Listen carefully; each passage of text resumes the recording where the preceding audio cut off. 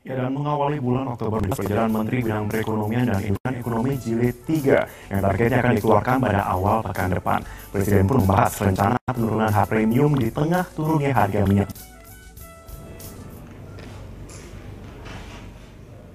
Rapat terbatas yang digelar di kantor Presiden Kamis kemarin turut dihadiri Menteri Bidang Perekonomian dan Industri, termasuk Direktur Utama Pertamina, Kepala Staf Kepresidenan, dan Sekretaris Kabinet.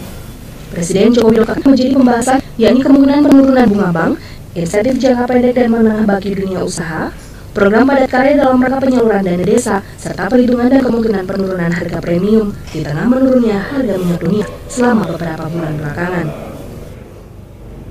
Presiden meminta untuk PLN maupun Pertamina dan juga Menteri Keuangan serta Menko Perekonomian untuk menghitung kembali, terutama adalah BBM premium dan solar, serta listrik industri. Kita tunggu sampai dengan minggu depan, apakah perhitungannya itu memang ada yang bisa di-saving atau tidak, nanti akan kami umumkan. Jadi perhitungan itu juga merupakan bagian dari paket kebijakan yang akan disampaikan pada minggu depan. Dirjen Migas Kementerian ESDM Wiratno mengatakan harga minyak memang tengah penurunan, namun di sisi lain kurs nilai tukar terhadap dolar Amerika. Hal ini menyebabkan harga premium menurut perhitungan mengalami kenaikan dan solar mengalami penurunan. Maka harga keekonomian premium dengan formula yang ada yang sudah disepakati dengan Komisi 7 dengan referensinya MOX adalah 700. Sedangkan bar jadi 6.150 begitu.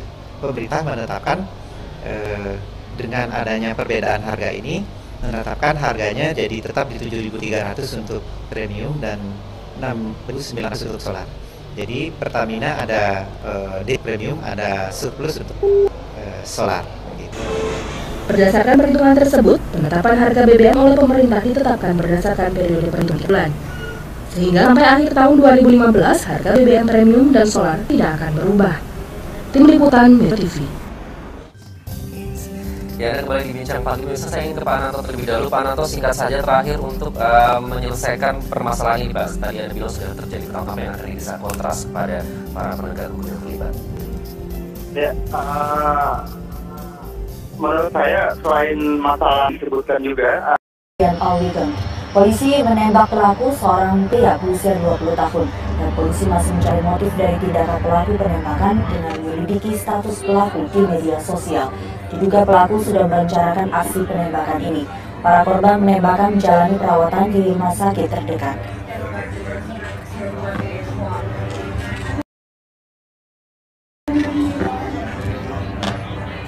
Presiden Barack Obama menyesali terjadinya lagi penembakan massal di negaranya. Obama pernah meluncurkan program pengurangan dan pengendalian senjata, namun dapat keras. Dengan kejadian kembali menegaskan pentingnya pengendalian senjata.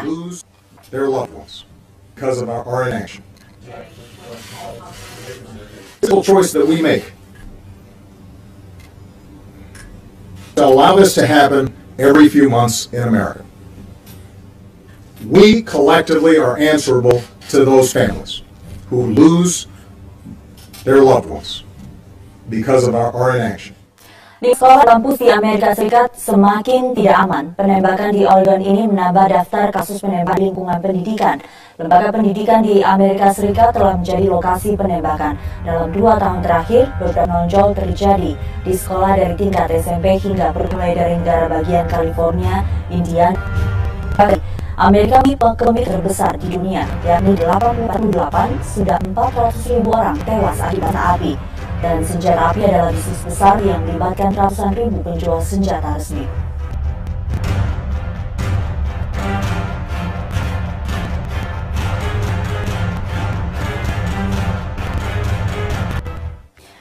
Oktober lalu, di mana ada pandangan dari para elit politik, tokoh masyarakat dan juga agamawan yang menegaskan negara punya tanggung jawab besar mendorong aktualisasi Pancasila dalam kehidupan berbangsa.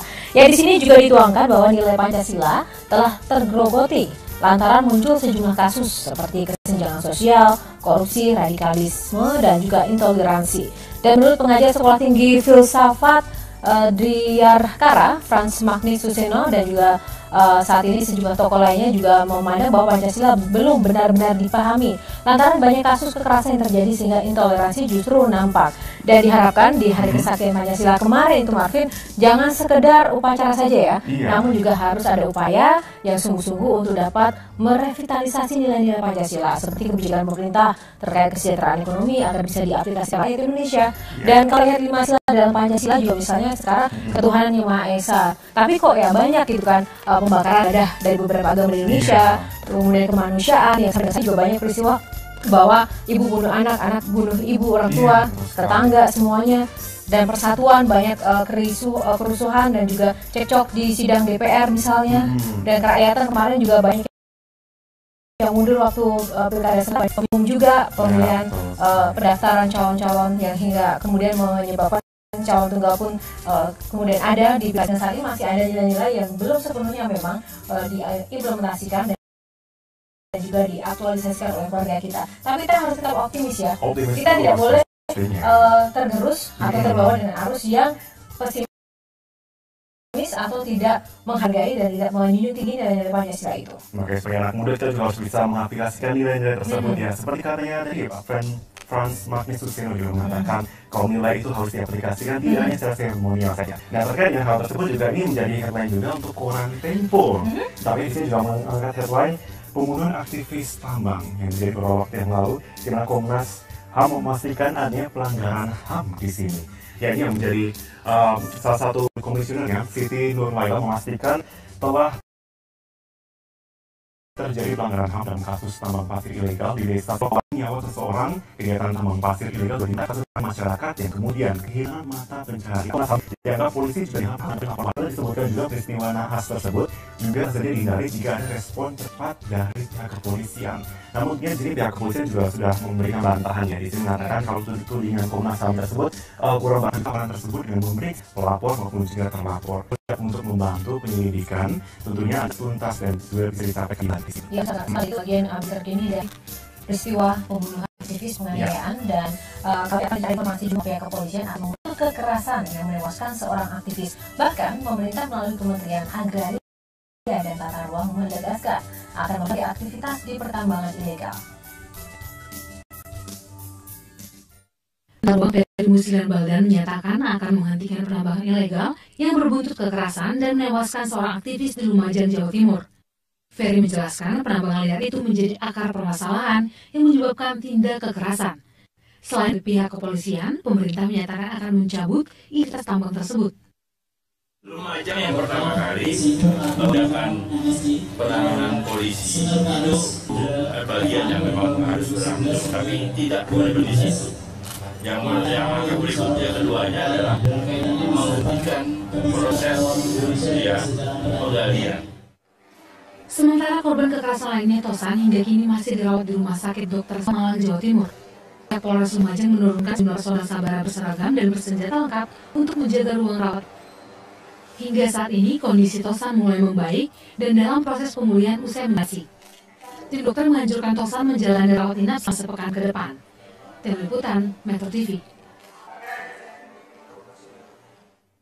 Ya, dan mengawali bulan Oktober 2015, kedua peserta jajaran Menteri Perekonomian dan Industri menggelar rapat terbatas membahas perumusan paket kebijakan ekonomi jilid 3 yang targetnya akan dikeluarkan pada awal dan membahas rencana penurunan harga premium di tengah turunnya harga minyak dunia.